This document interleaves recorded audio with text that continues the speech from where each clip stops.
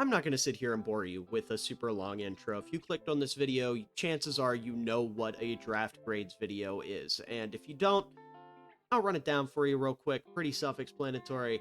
Basically, we're going team by team, talking about the draft. I'm going to assign a letter grade to every single pick and then give an overall grade for the team in question.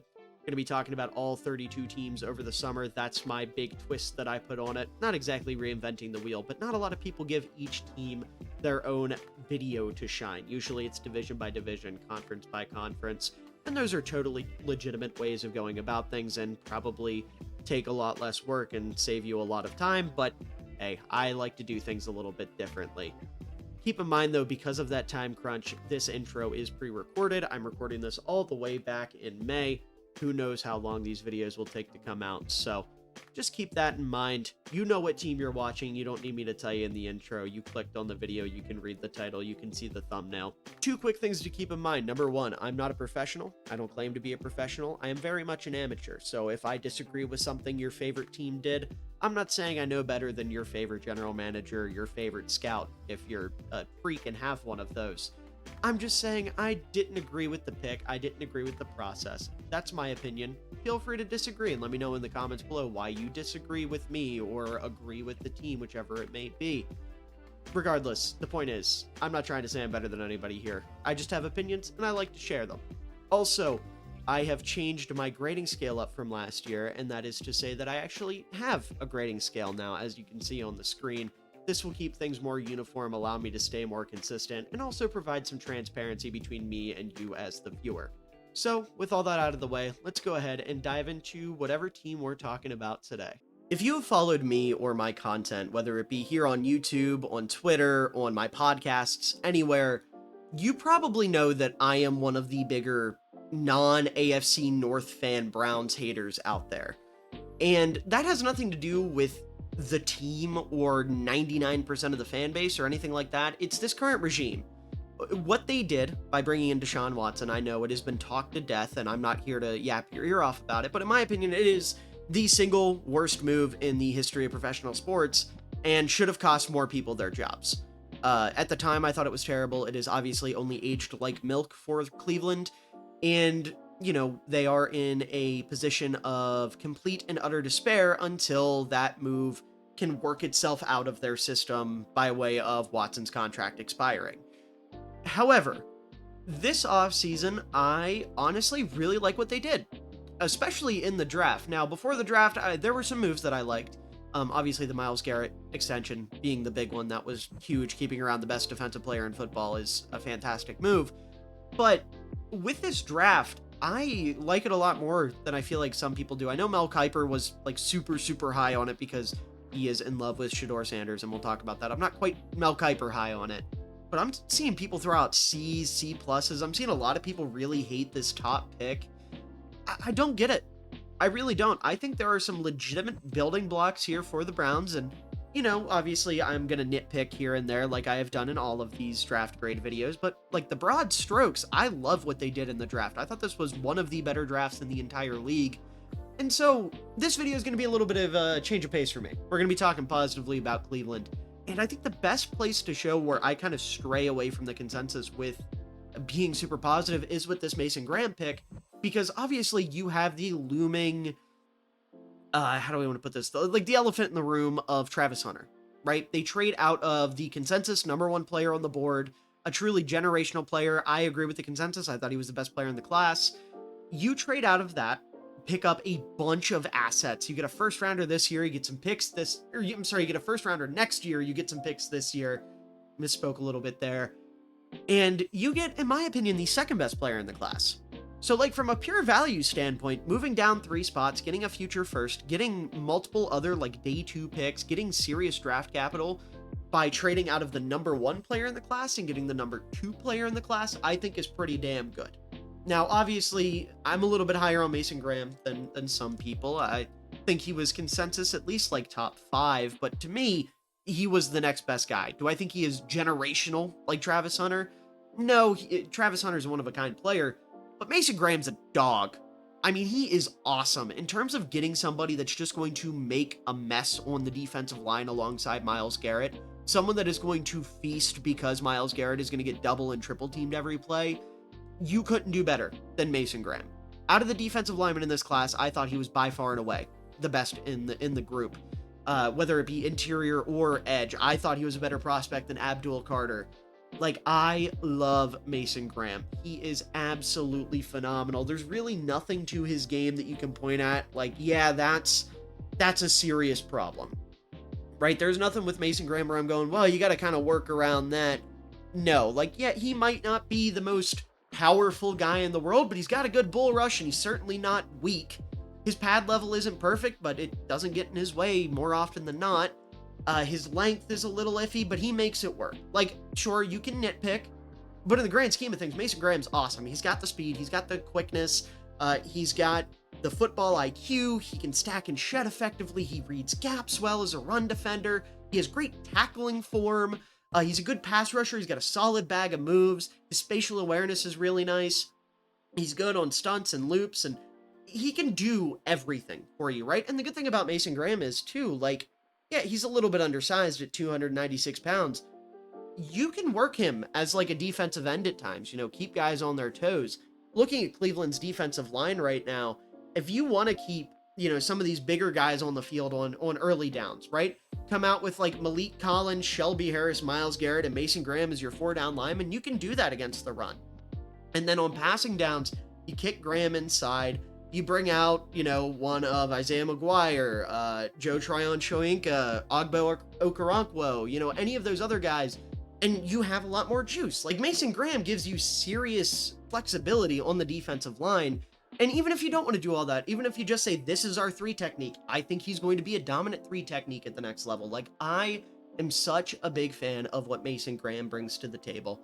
Like I said, there was a reason he was my second player on my board over guys like Ashton Genty on the, like, consensus board, over Abdul Carter, over Will Campbell, over guys that, you know, I had very high, like Tyler Warren. Like, I thought he was, by all accounts, the second best player in this class by a decent margin, and I think him landing in Cleveland is awesome.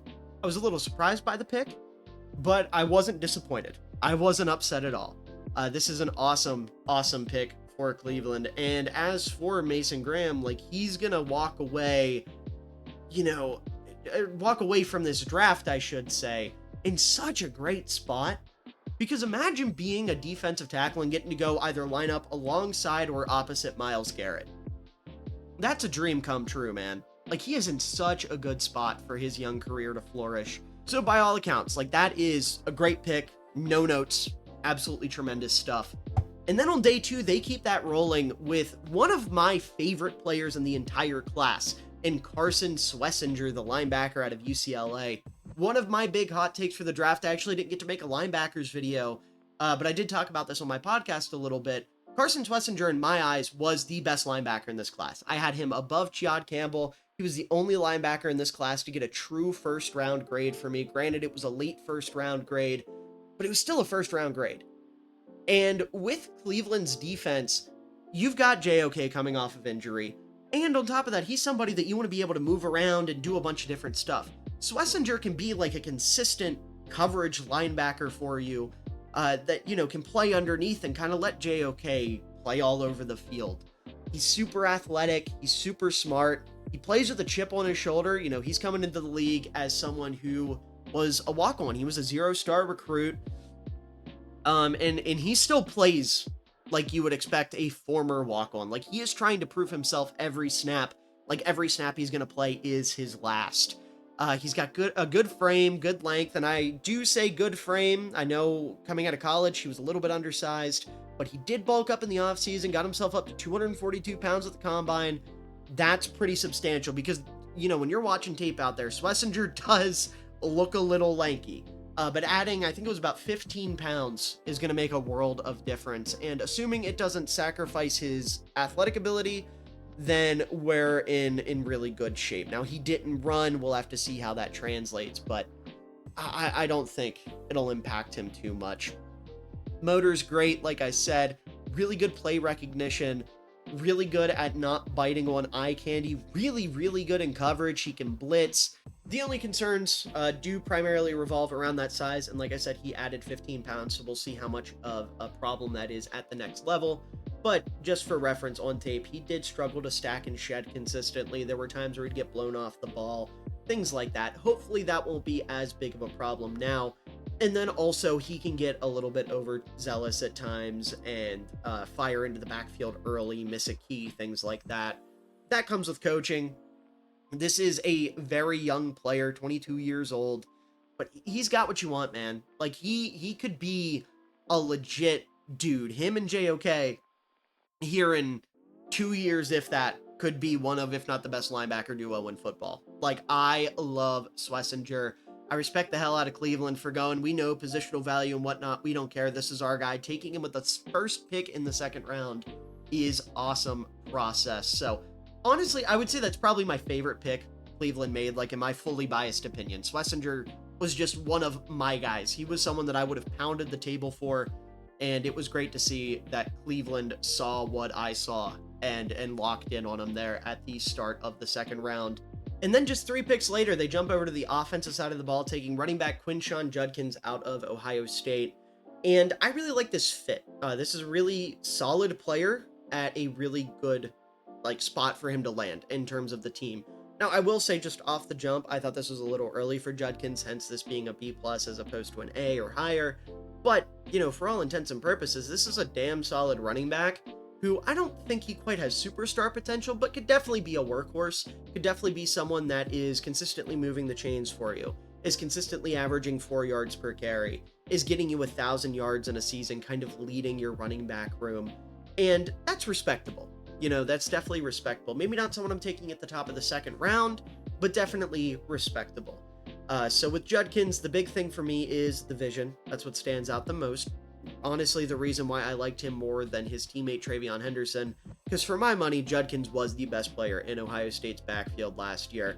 He's so good at reading out run schemes and, finding gaps and honestly being very decisive when it comes to hitting his holes and taking what is in front of him as opposed to dancing and getting cute and whatnot.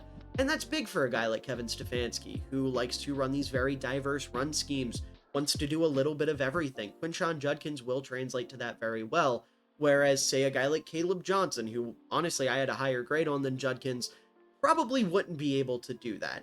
He is definitely more of a one-cut zone runner, whereas Judkins is a little more diverse.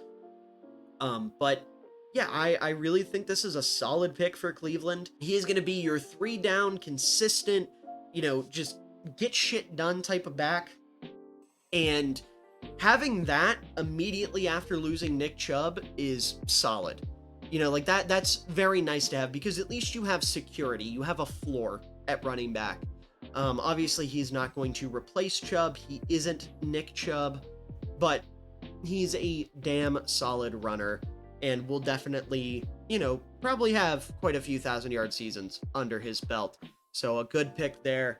And then you jump into the third round, and they took Harold Fannin Jr., the tight end out of Bowling Green.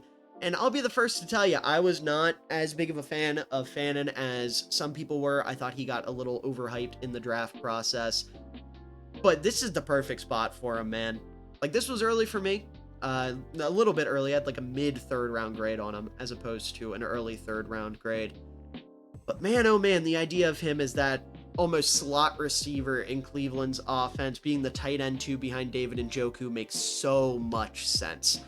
And going into this draft, I really thought Cleveland needed to add another weapon through the air. And, they didn't add a receiver, but Fannin makes a ton of sense as someone who is pretty much a receiver. The way he plays, he's more receiver than tight end. I really hated the notion that this guy was a fullback.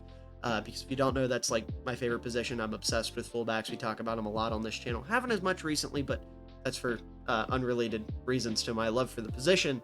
And it's because Fannin, he's an okay blocker, but that's not what he is.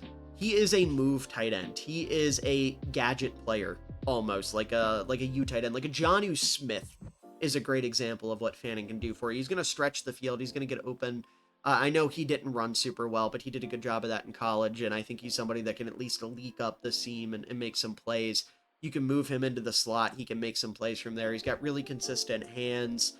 He's got a good frame for that type of player. Sure, he doesn't have an ideal like tight end frame, but again, you're probably not asking him to line up as an inline tight end or anything like that. But when you get a guy who had 170 plus targets in college and only had 2 drops, that's big. Like, that's really, really big. His catch radius is great. He wins in contested catch situations. He's got a really good understanding of zone coverage. He can sit down in soft spots and exploit the defense. He runs routes well. He's awesome after the catch. And then that versatility, like I said, is going to be the big thing. So bringing him in with the idea that he is a weapon and not just a tight end. Now, if you're thinking he's going to be your inline tight end, which Cleveland isn't, but like in a hypothetical world where a team that drafted him would have thought that, I thought this would have been a terrible pick. But going to Cleveland with Njoku as like the true number 1 and Fannin as a complementary piece, as a slot receiver, as a movable like chess piece, I fuck with that heavy. Like, that's a really, really nice pick. So definitely gonna give them an A for that one. I really like the process. I like the fit. I think Cleveland will be able to do some fun stuff with him this season. And honestly, when I was watching this draft live, up until this point, right, these first 4 picks, I was sitting here thinking, man, Cleveland, they're running away with it, dude. Like, they are, in my opinion, probably having the best draft of the bunch. And then they took Dillon Gabriel at the end of the 3rd round. And that didn't change things too much. But that was definitely the first pick where I was like, I don't love that one. And that's primarily just, number 1, I don't think Dillon Gabriel's like really a starting quarterback in the NFL. I think he projects much better as a backup. Now, there is a world where he's like a replacement level starter. But given Cleveland's history, man, you got to think they want one of those top dogs. And not only that, if they want to compete in the AFC North, not even getting into the AFC as a whole, they're going to need one of those top dog quarterbacks, because you've got Joe Burrow and Lamar Jackson in that division. You got to have someone that can keep up with them. And then when you get into the playoffs in the AFC, you have those two. You have Burrow, you have Josh Allen, you have Drake May, who's on the come up. You have Bo Nix, who just had a great rookie year. You have Justin Herbert, who's still one of the most underrated quarterbacks in football. You have Geno Smith over there now. Like, there are so many names that matter. CJ Stroud as well. I don't know how I forgot CJ Stroud. Trevor Lawrence, I think, is a little bit underrated at this point. Like, there's so many big name quarterbacks in the AFC.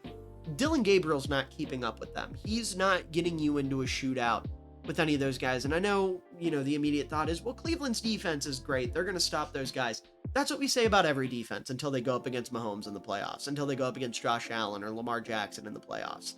Every defense is elite until that happens. And they still might only hold them to 20, or they might hold them, quote unquote, to like 20, 24 points. But you still need a quarterback that can score 20, 24 points on your end in order to win that football game. And Dillon Gabriel, to me, just isn't that type of guy. But what he is a tremendous bridge quarterback for this year and an even better backup long term. Because to me, Dillon Gabriel is the type of guy that here in 3 to 5 years, we're going to be looking at as someone that comes in, wins your team 3 games while your starter's hurt. Right? Or someone that is like keeping your team afloat while you're kind of trying to figure out what the next step is. And that would have been fine here in the 3rd round. If they were going to do that, start Dillon Gabriel this year, because Lord knows Kenny Pickett should not start in the NFL, and Joe Flacco probably shouldn't at this point either. If the thought process is Dillon Gabriel's the starter, you end up with like 4 or 5 wins, then you got 2 first-round picks next year, one of which is going to be very high, and we'll see what happens with the Jaguars pick. Maybe you package those together and go up and get, whoever the big name is next year. That would make a ton of sense to me. And that's kind of what I thought they were going for here, was they wanted to be super aggressive at quarterback next year. And with Dillon Gabriel, absolutely. That would be great. And if that was the case, this would be like a B+ pick. Because, like I said, Dillon Gabriel has the makings of a good backup. He reads the field well. His mechanics are good. He has good athletic tools. Like, he can get out there. He's a legit dual threat. He gets the ball out quickly. He's accurate. Throws with anticipation. Fits the ball into tight windows. He had the productivity you want. It's just, he doesn't have the size or the arm talent that you want to see to be like a true starter. Also at Oregon, he wasn't running like something super complex, and maybe you could raise questions about that. Little check down happy as well, and as pressure builds up as the play goes on, he starts to break down a little bit. And in those high pressure playoff games, you obviously want someone that can handle the weight on their shoulders. And I I don't know if Dylan Gabriel can handle the bright lights. So the whole point with that is I was looking at this in the moment when the pick was announced, or at least a couple minutes after the pick was announced when I was sitting and thinking about it, as, okay, Cleveland is going hard at quarterback next year. They're willing to say this is a development year. We realize where we're at. We're not getting a quarterback. We're not, gonna be super competitive. We're just gonna be bad, and that's okay. We're gonna let guys like Schlesinger and Graham and Judkins and Fannin get acclimated into the league, get a year under their belts. Next year, we go hard for a quarterback, and we start to build up around him. And all that was fine and dandy. And then they took Shedeur Sanders in the 5th round, and that kind of threw a wrench in things. But we'll get to that. We'll talk about that in a minute. But before we get into that, Dylan Sampson in the 4th round was a really nice pick. I had a mid-4th round grade on him. They take him late in the 4th round, and that rocks. That's good value. And he makes a lot of sense as a complement to Judkins, whereas Judkins is, he can break off big plays, but he's very much the thunder in this relationship, whereas Sampson is the lightning. Very fast, great acceleration, awesome moves in space. His lateral agility is great to make dudes miss. His spin move is disgusting. Like, it looks something you would see in College Football 25 and go, yeah, that's game breaking. That shouldn't be in this game anymore. And you'd get pissed about. He does that in real life. And he's only 20, so he's got plenty of room to grow. Not a lot of tread on the tires. Real nose for the end zone with 35 touchdowns in college.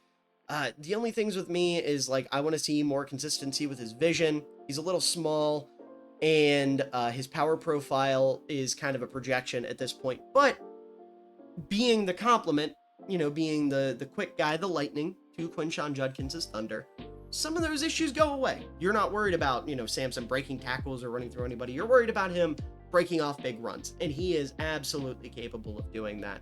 So getting him as the complement to Judkins, I love that. That's an awesome pick. I want to make sure I got that out of the way before we wrapped up with Sanders, because first of all, the pick happened before Sanders, but also it was just a really fun pick. And I think the two of them are going to be a very, very fun tandem for quite a while in Cleveland. And then in the 5th round, and I'm not going to lie, I've had to re-record this a couple times, is Shedeur Sanders, the quarterback out of Colorado. And the reason I've had to re-record this a couple times is because there is so much going on with this pick that it's insane for a 5th rounder. And I feel bad because none of it is Shedeur's doing, right? There's not a lot going on because he's some, like, terrible person or anything like that. He's not. He's just a kid. But unfortunately, because of the narratives the media paints around him and the expectations and the demands and, Mel Kiper being on national TV throwing a hissy fit because he fell to the 5th round, and, the speculation that this wasn't a Browns regime pick, this was an ownership pick, and all these other things, there's so much conversation happening about something that shouldn't have this much conversation around it. And that's not to say that Shedeur is like a bad player or anything. It's just no 5th round pick should have this much conversation about it. It shouldn't. Like, it shouldn't. It's the 5th round. These guys don't make teams often, and if they do, most of the time 5th rounders, they're a dart throw or they're like backups. They're depth players. Very rarely do these guys turn into anything crazy. Now, sometimes they do, but not often. Not enough to warrant this kind of attention. Shedeur is getting 1st round conversation as a 5th round pick. And again, that's not a slight at him. It's more of a, take on current media and the way people are. But I just wanted to add on to that little rant real quick. And I realize I'm kind of doing what I was just talking about by spending more time on Shedeur than other players. But the point I was trying to make is that it's crazy to me that Shedeur as a 5th rounder is getting this much media attention, because number one, it's taking away from the guys who actually should have high expectations. Some of the actual, I should say, 1st, 2nd, even 3rd round picks. You look at Cleveland's draft class, I've heard way more about Shedeur than I've heard about Mason Graham, which blows my mind because Mason Graham is a genuine franchise cornerstone type of player. And that is only setting up massive expectations for Shedeur Sanders, which leads me to like the other main point, which is that the more you talk about a 5th round pick, the more annoyed people are going to get. And the more the expectations for Shedeur are going to rise. And then when he can't meet unreasonable expectations of carrying Cleveland to a playoff spot or whatever, which is something I'm seeing talked about a lot, especially on Twitter, it's going to set him up for failure. And the media matters. People like to pretend it doesn't. It does. What these guys talk about, how these guys talk about players, it does matter. And it also doesn't help, the third point here, that a lot of this attention to Shedeur is negative. You know, a lot of people talking about whether he's overrated or not, or, you know, kind of saying he should have fell to the 5th round because he's not that good anyways. You know, there's a lot of revisionist history going on. I'm going to talk more about my actual thoughts on Shedeur as a player here in a moment, but I think it's nonsensical and kind of silly the way he's being talked about right now, and that was the main point of that little rant. Regardless, the point with that is, it's so hard to talk about this pick and have a genuine conversation about it because everyone thinks you're going to have an ulterior motive, right? I think Shedeur is a fine quarterback. I think he's fine. That's the best way I would describe him. He has a solid arm. He can get out of the pocket and move a little bit. He's accurate. He is all right under pressure. He can make pretty much any throw you need him to. Now, he's not going to make like the crazy Mahomes and Allen throws or anything like that, but he does well enough. He can manage an offense, and he can raise the floor of your team. However, what I don't think he is like a ceiling pusher, right? You look at Mahomes, Allen, Lamar Jackson, Joe Burrow, Justin Herbert, Matthew Stafford, some of these young guys, that what they could and should be, and Drake May and Caleb Williams and Bryce Young and Bo Nix. These guys either are or probably will be players that will push your team beyond their limits. They are guys that will put the team on their back and make the big play in the big game, or, you know, lead a fourth quarter comeback, or just break the game, for lack of a better word, or lack of a better term, I should say. And I don't think Shedeur is that, which is totally fine.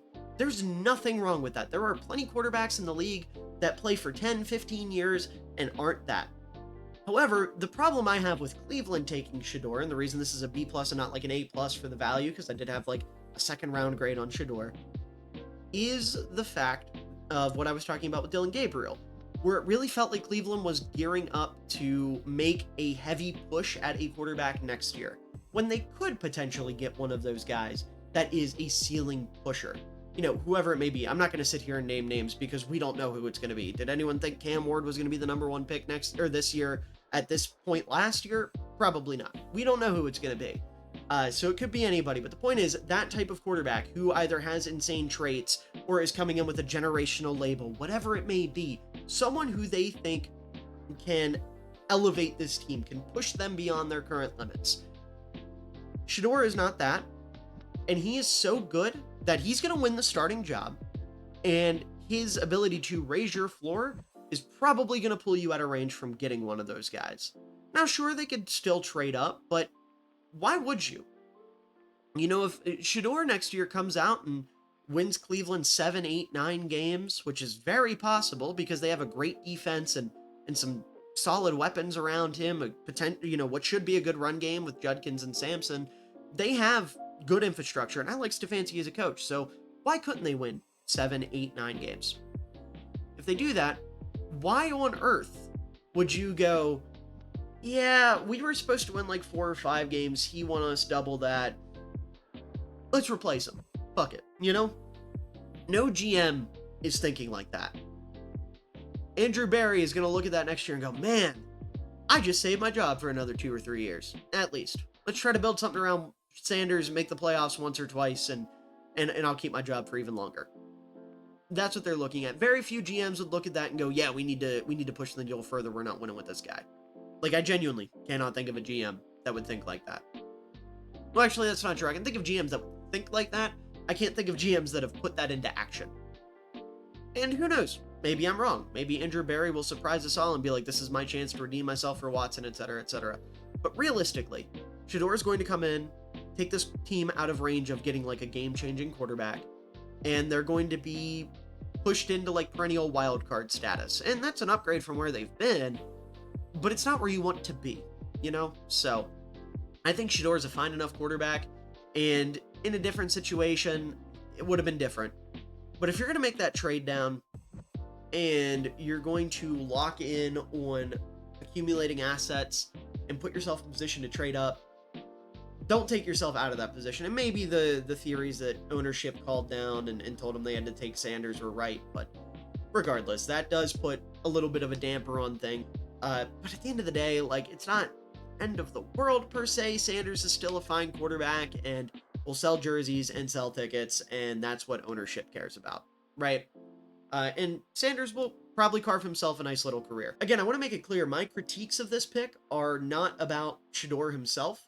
It's about the process and the bigger picture, right? This is screaming immediate gratification to me as opposed to thinking big picture. And with Cleveland's front office, I get it. They're on a short leash, whatever, but still. They had a home run, like someone set it up for them. They were ready for a home run, and they bunted and ran to first. I think that works as an analogy. I'm not a big baseball guy. But with all that being said, I know that ended on a kind of negative note. This was an awesome draft. I'm giving them an A. Like, this was great. Graham, Schlesinger, Judkins, those are three guys that I really think can make a massive impact on this team. You know, even if not from day one, maybe it takes Schlesinger a little bit of time to adjust to being a little bit bigger, but Graham and Judkins are going to be immediate impact players. Phantom will likely also be an immediate impact player as just a weapon on offense. Sanders will also be an immediate impact as the starting quarterback, most likely. Sampson is a great complement to Judkins. Schlesinger, like I said, was one of my favorite players in the class and has a ton of upside. And Dylan Gabriel will be a really, really solid backup. So I can't complain too much with the overall class. I'm just disappointed about what the end of it means for the future. But with all that being said, I hope you all enjoyed this video, and please feel free to let me know down in the comments below what you think. Am I being a little bit, like, too tinfoil hatty about the whole Shedeur Sanders thing? Like, am I blowing this out of proportion and you think the Browns are still planning to do that and Sanders isn't enough to get them out of it?